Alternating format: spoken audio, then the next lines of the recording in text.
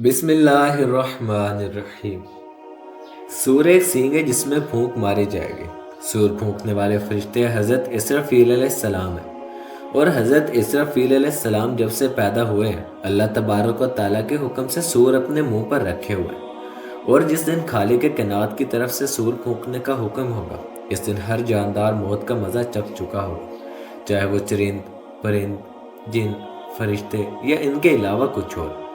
आसमान फटकर पिघले हुए तांबे की तरह सुर्ख हो जाएगा। सूरज और चांद दोनों बेनूर होकर इकट्ठे कर दिए जाएंगे। सितारे बेनूर होकर बिखर जाएंगे। जमीन अल्लाह ताला के खौफ से बुरी तरह झटके खाने लगेगी।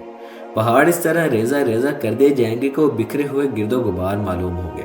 दरियाओं और समंदरों का पानी आग से भड़क उठेगा और जो कुछ भी इस दुनिया में जान की तरह बाकी होगा, सबको फनाह किया जाएगा।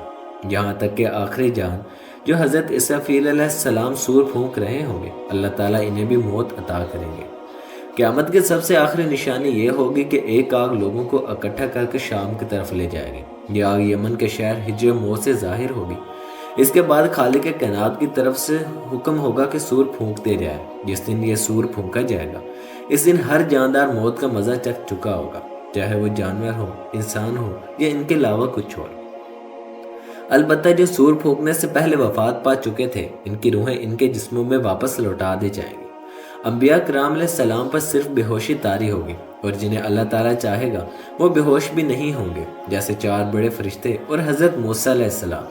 क्योंकि आप अलैहिस्सलाम दुनिया में एक बार बेहोश हो चुके थे, इसलिए इसे कुफायत समझा जाएगा। इसी तरह शुहदा पर भी सूर फूंके जाने का कोई असर नहीं होगा। कुछ चीज़ें ऐसी हैं जो हज़रत इसराफील अलैहिस्सलाम के सूर फूंकने से भी फना नहीं होंगी। इनमें अल्लाह रब्बुल इज़्ज़त की ज़ात, अर्श, कुर्सी, लौह, कलम, जन्नत, जहन्नम और इनमें मौजूद तमाम चीज़ें और अरवाह शामिल हैं। जब क़यामत का वक्त होगा, कब्रों से लोग मुख्तलिफ हालात में उठाए जाएंगे। पुल सिरात पर किस हाल में गुजरेंगे, इन सब तफसीलात को बयान किया जाएगा। पहली मरतबा सूर फूंकने की वजह से तमाम मखलूक़ात ख़त्म हो जाएगी और सिर्फ अल्लाह रब्बुल इज़्ज़त की ज़ात बाकी रह जाएगी। इसके बाद अल्लाह ताला आसमानों को अपने दाएं हाथ में लपेट लेगा और 3 बार फरमाएंगे, आज बादशाही किसकी है। फिर एक खामोशी के बाद अल्लाह खुद फरमाएंगे, आज बादशाही सिर्फ अल्लाह वाहिद की है। इसके बाद हज़रत इसराफील अलैहिस्सलाम को दोबारा उठाया जाएगा और इन्हें दोबारा सूर फूंकने का हुक्म होगा। पहली बार सूर फूंकने के 40 साल बाद दूसरी मरतबा सूर फूंका जाएगा। इस आवाज़ की शिद्दत पहली आवाज़ से भी ज़्यादा होगी। इस सूर को सुनकर आदम अलैहिस्सलाम से लेकर क़यामत तक के पैदा होने वाले तमाम लोग अपनी कब्रों से बगैर खतना और नंगे बदन खड़े होंगे। आम लोग शदीद घबराहट के आलम में अपनी कब्रों से उठेंगे, जबकि अंबिया, शुहदा और फरिश्ते इस घबराहट से महफूज होंगे। कुछ के नज़दीक तमाम अहले ईमान भी घबराहट के शिकार नहीं होंगे। जिन लोगों को जानवरों ने खाया होगा, वो जानवरों के पेट से उठेंगे। जो पानी में डूबे होंगे, वो पानी से उठेंगे। जिनकी राख हवा में उड़ा दी गई होगी, वो हवा से दोबारा खड़े हो जाएंगे। लोग अपनी कब्रों से बिखरी हुई टिड्डियों की तरह निकलेंगे। इनकी आंखें जिल्लत और रुसवाई के बायस झुकी हुई होंगी।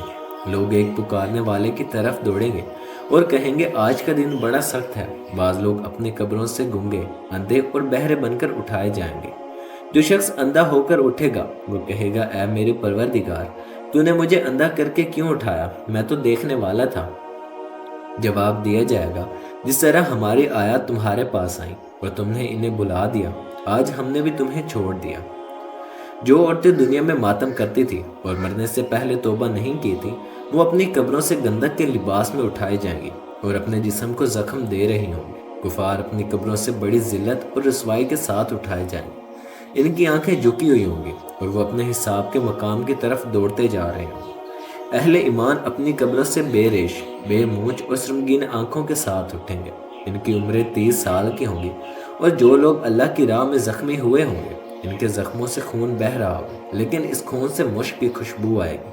हर इंसान क़यामत के दिन अपनी कब्र से इस हालत में उठेगा जिसमें वो मरा था। कब्र से निकलने के बाद लोग घबराहट में होंगे, लेकिन कहीं छुप नहीं सकेंगे। कब्रों से उठते ही 2 फरिश्ते हर इंसान को काबू में लेकर मैदान हशर की तरफ ले जाएंगे।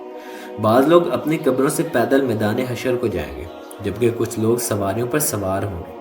नबी अकरम सल्लल्लाहु अलैहि वसल्लम ने फरमाया, इस वक्त लोगों को 3 गिरोहों में तकसीम किया जाएगा। एक गिरोह वो होगा जो जन्नत का शौक रखने वाला होगा, दूसरा गिरोह वो होगा जो जहन्नुम से डरने वाला होगा, یہ دونوں گروہ جو جمع کیے جائیں گے مسلمان ہوں گے۔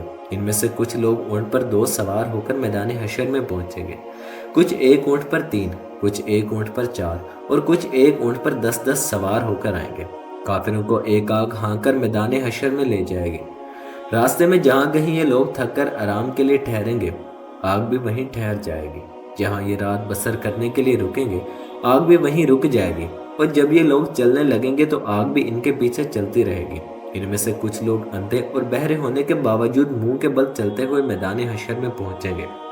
انس بن مالک رضی اللہ تعالی عنہ سے روایت ہے کہ ایک شخص نے عرض کیا، اے اللہ کے نبی، کافر اپنے منہ کے بل کیسے چلایا جائے گا؟ تو حضور نبی اکرم صلی اللہ علیہ وسلم نے فرمایا، وہ ذات جو انہیں 2 پاؤں پر چلا سکتی ہے، کیا وہ اس بات پر قادر نہیں کہ قیامت کے دن انہیں منہ کے بل چلا دے؟ کچھ لوگوں کو فرشتے منہ کے بل گھسیٹ کر میدان حشر میں لائیں گے، اور اللہ تعالیٰ میدان حشر میں تمام مخلوقات کو اس طرح اکٹھا کرے گا کہ ایک فرد بھی باقی نہ بچے گا۔ ایک روایت کے مطابق شام کا علاقہ میدان حشر ہوگا، دوسری روایت کے مطابق میدان عرفات ہی میدان حشر ہوگا۔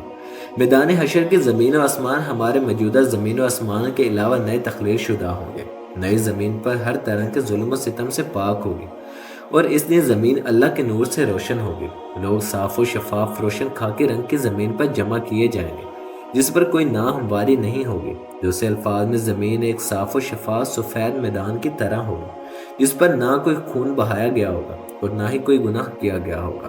قیامت کے دن اللہ تعالیٰ زمین کو کھینچ کر چمڑے کی شکل میں بنا دے گا، اور ہر شخص کے لیے 2 قدم رکھنے کی جگہ فراہم ہوگی۔ حشر کے میدان میں لوگوں کی حالت موت اور قبر کی سختی سے کہیں زیادہ ہوگی۔ سب مرد اور عورتیں ننگے بدن ہوں گی، لیکن خوف اور دہشت کی وجہ سے کسی کو کسی دوسرے کی طرف دیکھنے کا ہوش بھی نہ ہوگا۔ کافروں کے خوف اور غم میں اضافہ کرنے کے لیے جہنم کو میدان حشر کے قریب لایا جائے گا۔ جہنم کو دیکھ کر کافروں کے چہرے سیاہ پڑ جائیں گے، اور کوئی انہیں اللہ کے غضب سے بچانے والا نہ ہوگا۔ ان کے چہرے پر تاریک رات کے پردوں جیسی سیاہی چھائی ہوگی۔ حشر کے دن کچھ چہرے غبار آلود ہوں گے اور ان پر سیاہی چھائی ہوگی۔ یہ وہ کفار اور بدبخت لوگ ہوں گے جو جھوٹ بولنے والے اور تکبر کرنے والے ہوں گے۔ لوگ میدان حشر میں بڑی مشکل سے کھڑے رہیں گے، جیسے تیر کمان میں بڑی مشکل سے ٹھہرتا ہے۔ اس حالت میں 500 سال تک کھڑے رہیں گے۔ اللہ تعالیٰ ان کی طرف نظر رحمت بھی نہیں فرمائے گا۔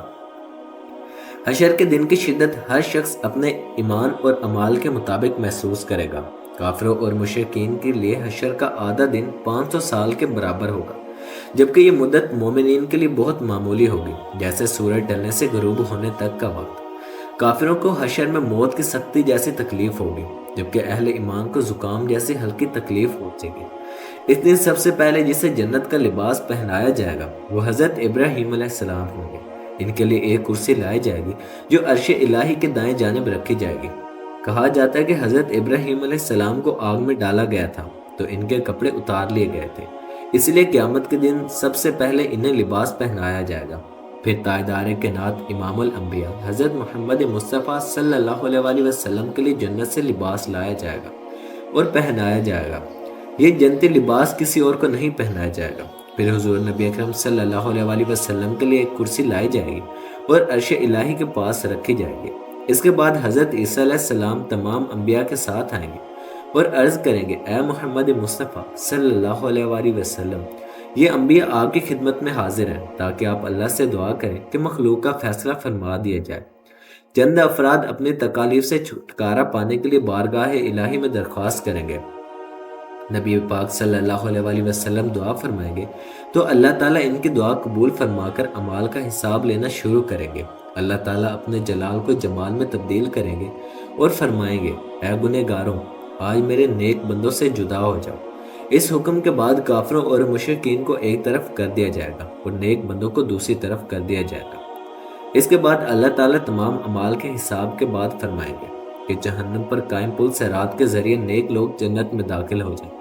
حضرت انس بن مالک رضی اللہ تعالیٰ عنہ سے روایت ہے کہ نبی اکرم صلی اللہ علیہ وسلم نے فرمایا، میں اپنی امت کا انتظار پل صراط پر کروں گا تاکہ وہ اس پل کو عبور کر سکے۔ پل صراط بال سے زیادہ باریک اور تلوار کی دھار سے زیادہ تیز ہے اور یہ جہنم کی پشت پر بنایا گیا ہے۔ جہنم کی تاریکی کی وجہ سے پل صراط اندھیرے میں ڈوبا ہوا ہوگا اور جہنم میں جائے گا۔ یہی واحد راستہ ہوگا جس پر لوہے کے کانٹے اور ہکس لگے ہوں گے۔ پل صراط کا سفر طویل ہوگا اور ہر شخص اپنے اعمال کے مطابق اس پر چلے گا۔ بعض بجلی کی چمک کی مانند تیزی سے گزر جائیں گے، کچھ تیز ہوا کی طرح، کچھ پرندے کی طرح اڑتے ہوئے، اور کچھ دوڑتے ہوئے گھوڑے کی مانند۔ کچھ لوگ ایسے ہوں گے جو زخم خوردہ ہو کر نجات پائیں گے، اور کچھ جہنم میں گرا دیے جائیں گے۔ جب مومنین پل صراط سے گزریں گے تو فرشتے کہیں گے، اے پروردگار، انہیں سلامتی کے ساتھ گزرنے دیں۔ قیامت کے حالات اتنے ہولناک ہوں گے کہ سورج 1 میل کے فاصلے پر ہوگا، لوگ ننگے بدن اور ننگے پاؤں زمین پر کھڑے ہوں گے۔